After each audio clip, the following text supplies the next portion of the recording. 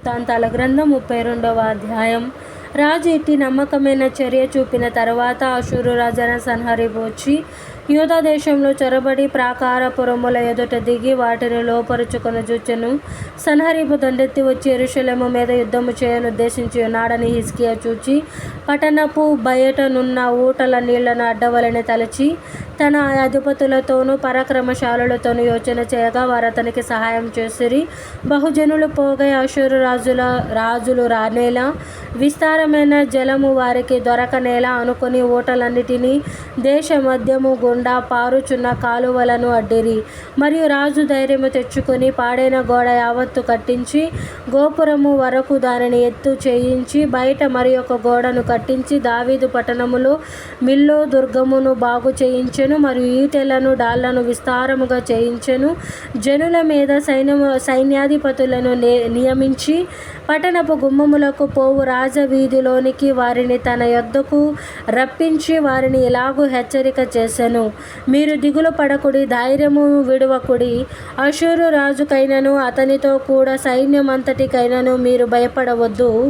అతనితో కూడా నున్న సైన్యమంతటికైనను మీరు భయపడవద్దు, విస్మయం పొందవద్దు. అతనికి కలిగి ఉన్న సహాయము కంటే ఎక్కువ సహాయము మనకు కలదు.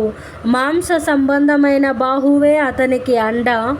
మనకు సహాయము చేయుటకును మన యుద్ధములను జరిగించుటకును మన దేవుడైన యెహోవా మనకు తోడుగా ఉన్నాడని చెప్పగా జనులు యూదా రాజైన హిజ్కియా చెప్పిన మాటల యందు నమ్మిక ఉంచిరి.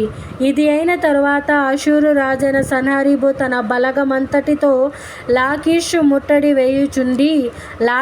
ముట్టడి వేయుచుండి యెరూషలేమునకు యూదా రాజైన హిజ్కియా యొద్దకును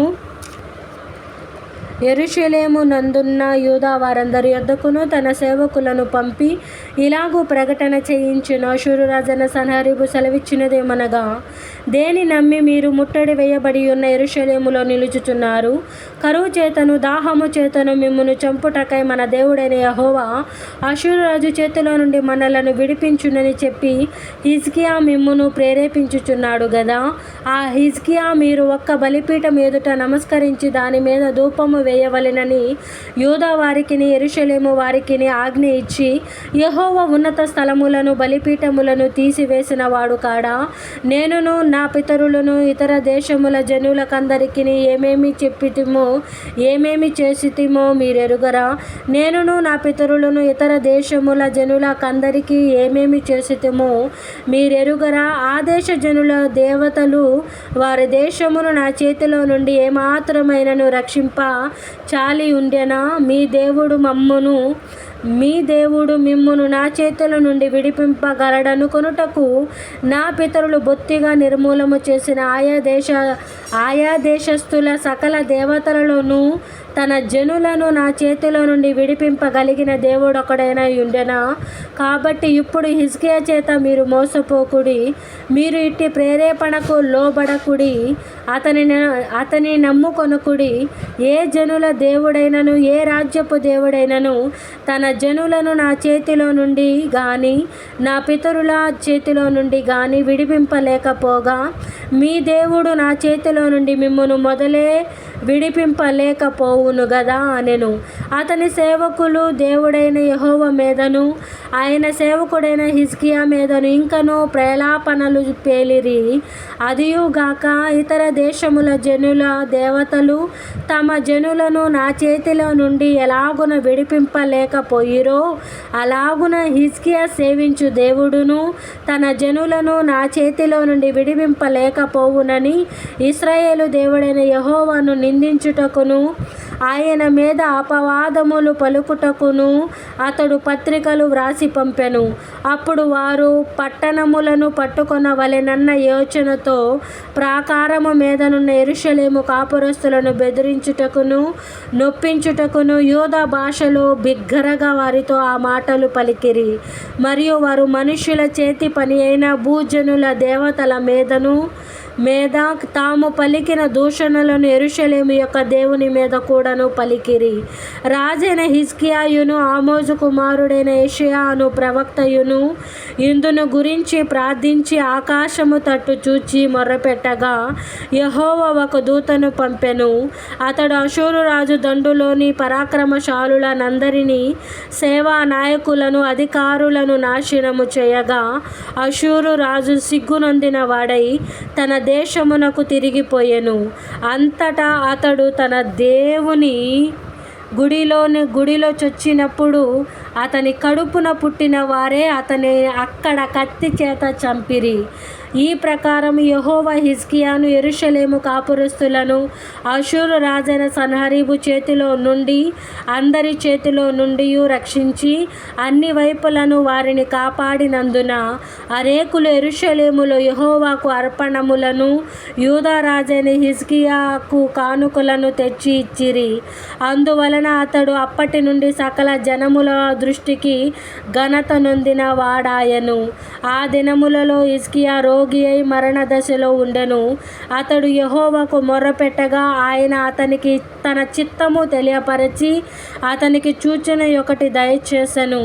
అయితే హిజ్కియా మనసున గర్వించి తనకు చేయబడిన మేలుకు తగినట్లుగా ప్రవర్తింపనందున అతని మీదకి యూదా యెరూషలేముల వారి మీదకి కోపము రాగా హిజ్కియా హృదయ గర్వము విడిచి తానును యెరూషలేము కాపురస్తులను తమను తాము తగ్గించుకొనిరి గనుక హిజ్కియా దినములలో యెహోవా కోపము జనుల మీదికి రాలేదు. హిజ్కియాకు అతి విస్తారమైన ఐశ్వర్యమును ఘనతయు కలిగెను. అతడు వెండి బంగారములను రత్నములను సుగంధ ద్రవ్యములను డాళ్లను నానా విధములకు శ్రేష్టమైన ఉపకరణములను సంపాదించి వాటికి బొక్కసములను కట్టించెను. ధాన్యమును ద్రాక్ష రసమును తైలమును ఉంచుటకు కొట్లను పలు విధముల పశువులకు శాలలను మందలకు దొడ్లను కట్టించెను.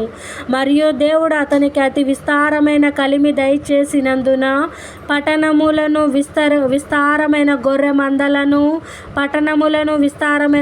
మందలను పశువుల మందలను అతడు సంపాదించెను. ఈ హిజ్కియా గిహోను కాలువకు ఎగువను కట్ట వేయించి దావీదు పట్టణపు పడమటి వైపునకు దాన్ని తెప్పించెను. హిజ్కియా తాను పూనుకొనిన సర్వ ప్రయత్నముల యందును వృద్ధి పొందెను. అతని దేశము ఆశ్చర్యముగా వృద్ధి నొందుటను గూర్చి విచారించి తెలుసుకొనుటకై బబులోను అధిపతులు అతని యొద్దకు పంపిన రాయబారుల విషయములో అతని శోధించి అతని హృదయములోని ఉద్దేశమంతయు తెలుసుకొనవలెనని దేవుడు అతనిని విడిచిపెట్టెను.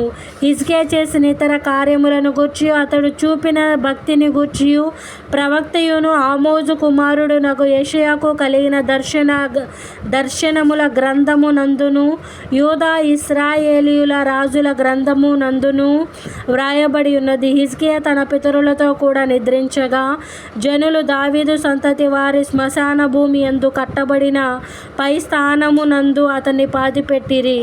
అతడు మరణమొందినప్పుడు యూదా వారందరూ యెరూషలేము కాపురస్తులందరూ అతనికి ఉత్తర క్రియలను ఘనముగా జరిగించి అతని కుమారుడైన మనష్షే అతనికి మరుగా రాజాయను. దేవుడి పరిశుద్ధ వాక్యం మన వినికిడందు యెరూషలేము కాపురస్తులందరూ అతని ఉత్తర క్రియలను ఘనముగా జరిగించిరి. అతని కుమారుడైన మనష్షే అతనికి మరుగా రాజాయను. దేవుడి పరిశుద్ధ వాక్యం మన వినికిడందు భద్రపరిచి దీవించునుగాక. ఆమేన్.